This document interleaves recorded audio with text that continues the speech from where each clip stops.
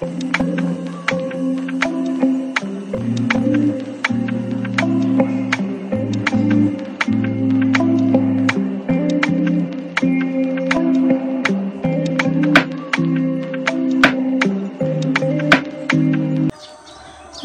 আলাইকুম।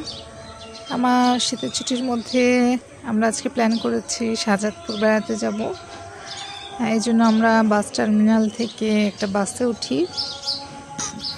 বাসে ওঠার সময় একটা জিনিস খেয়াল রাখতে হবে যে বাসগুলো সরাসরি সিরাজগঞ্জ পর্যন্ত যায়, সেই বাসগুলোতে ওঠা সুবিধাজনক, কারণ এখানে একবার উঠলে সরাসরি শাহজাদপুরে নামিয়ে দিবে। কিন্তু কিছু বাস যায় বেড়া পর্যন্ত, সে বাসগুলোতে উঠলে ঝামেলা হয়। আমরা জানতাম না জন্য এই ঝামেলা পোহাতে হয়েছিল। যাই হোক, বেড়া থেকে আমরা বাস চেঞ্জ করে আবার আরেকটি বাসে উঠে শাহজাদপুরে নামি। রবীন্দ্রনাথের ভাস্কর্য দেখলে বোঝা যাবে এটা শাহজাদপুরের বাস স্টপেজ। যদিও দুটো বাস স্টপেজ আছে, একটা হলো দিলরুবা আর একটা হলো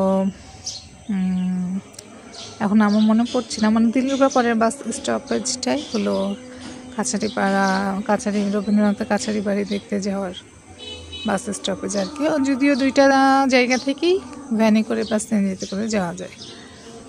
তো আমরা আমার পরিচিত একটি আন্টির বাসায় উঠেছিলাম।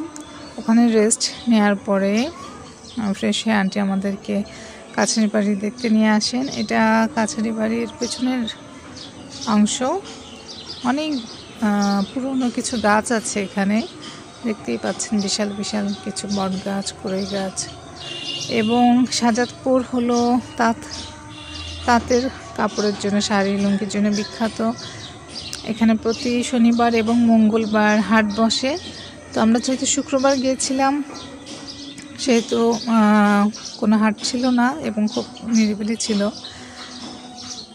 তো আমরা টিকিট কেটে ভেতরে প্রবেশ করি। টিকিটের মূল্য প্রতি জন হিসেবে 30 টাকা।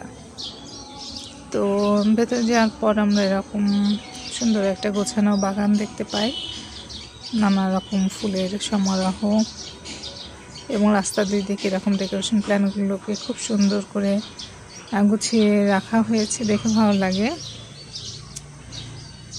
এটা সম্ভবত প্লুমেরিয়া ফুল, এরকম আরও নানা ফুলের সমারোহ আছে।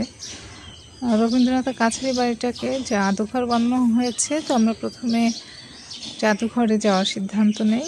এটা হলো সেই কাছারি বাড়ির বাইরের অংশ। আসলে ভেতরে ক্যামেরা বা মোবাইল ব্যবহার করার রেস্ট্রিকশন আছে জন্য তেমন ভেতরে কোনো ভিডিও বা ছবি নিতে পারিনি। যতটুকু পেরেছি বাইরে থেকে নিয়েছি। এটা হলো বাইরের অংশ। এই যে আগেকার আমলে বাড়ির যেরকম স্থাপত্য শৈলী ছিল দেখে বোঝা যাচ্ছে। এই ট্র্যাডিশনাল স্ট্রাকচারগুলো আমার ভালো লাগে। দরজার প্রথমেই প্রবেশে ওনার এখানে বসে লেখা বিভিন্ন রচনা তালিকা দেওয়া আছে।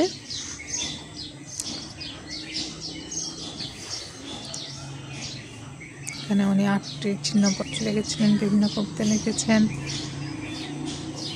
ছোট গল্প লিখেছেন। তো আমরা ভেতরে প্রবেশ করার পর ভেতরের পুরাটাই তার বিভিন্ন শিল্পকর্ম দিয়ে সাজানো। আমরা জানি যে উনি একাধারে যেমন কবি, সাহিত্যিক ছিলেন, পাশাপাশি খুব ভালো চিত্রশিল্পীও ছিলেন। তো ওনার শিল্পকর্মগুলো দেখা শেষে গেলে আমরা দোতলায় এরকম পেঁচানো ঘোরানো সিঁড়ি দিয়ে উঠে যাই, যেখানে ওনার ব্যবহৃত সব জিনিস রয়েছে। এই সিঁড়িগুলো আসলে ব্যবহারে কতটা কমফোর্টেবল জানি না। নামার সময় আমার কেন জানি মাথা ঘুরছিল, যদিও দেখতে অনেক দৃষ্টিনন্দনিক আর কি। এবং আগেকার আমলে ডুপ্লেক্স বাড়িগুলোতে এরকম পেঁচানো সিঁড়ি ব্যবহার করা হতো। যাই হোক, দোতলায় তেমন ছবি তোলার সুযোগ হয়নি, কারণ একেবারেই নিষেধ ছিল। এটা সাজানো হয়েছে সম্পূর্ণ ওনার ব্যবহৃত বিভিন্ন জিনিসপত্রতে, যেমন এই পালকিতে চড়ে উনি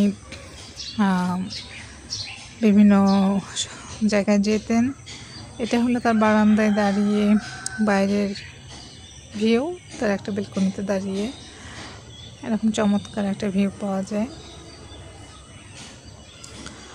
এখান থেকে আমরা দেখতে পাই তাল গাছ।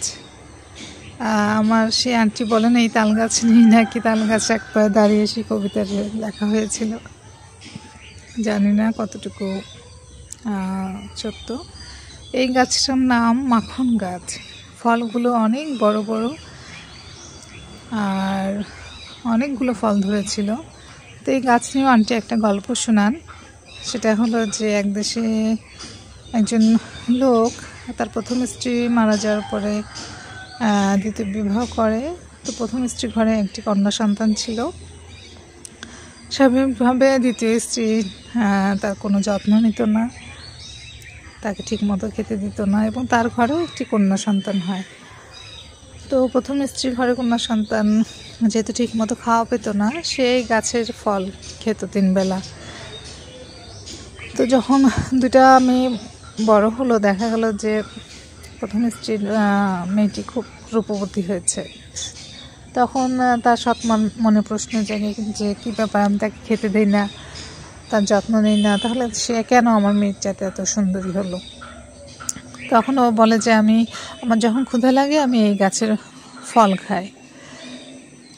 তখন তার সৎ মা রেগে যেয়ে গাছের গোড়ায় ছাই দেয়, এবং তারপর থেকে নাকি এই গাছের ফল আর খাওয়া যায় না। তবে গাছটার নাম মাখন গাছ এবং ফলটার নাম মাখন ফল।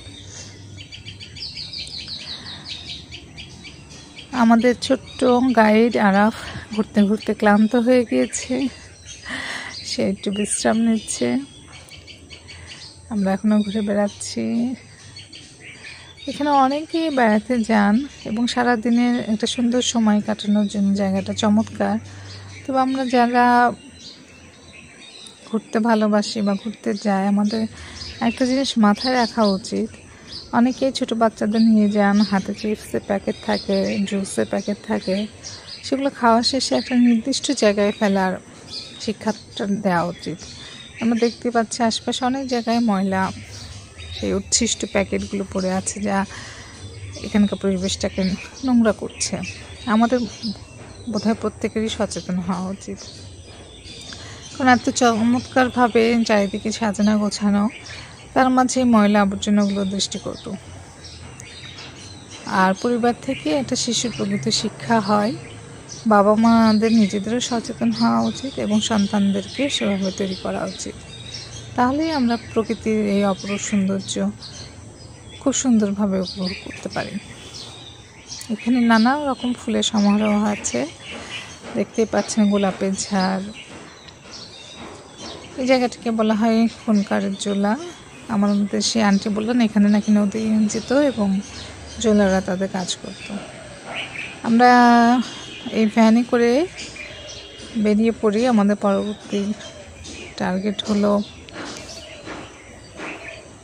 মাজার শরীফে যাওয়া। এখানে একটা মাজার শরীফ আছে, শাহ মখদুম, যেটা প্রকৃতপক্ষে রাজশাহীতে রয়েছে।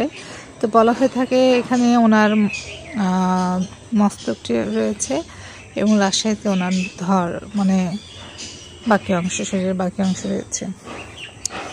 তো এখানে মাজার শরীফের চারপাশে এরকম নানা রকম আচার, বিভিন্ন খাবারের দোকান,